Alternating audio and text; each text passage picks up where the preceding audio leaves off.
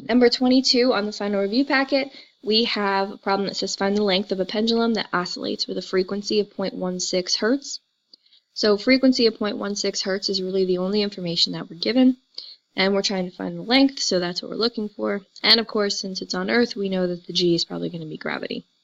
Now the only equation we have with length in it for a pendulum is the period equation, which is t equals 2 pi times the square root L over g. We don't have period. What we do have, however, is the fact that frequency and period are inverses of each other. So that means that the period is equal to the inverse of frequency, which is equal to 1 over frequency.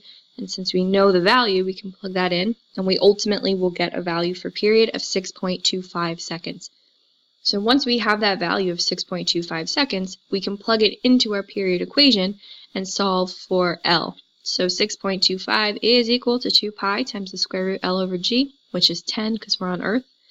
Make sure that you're really careful when you type this into the calculator, that you do 6.25 divided by 2 pi and not divided by 2 multiplied by pi.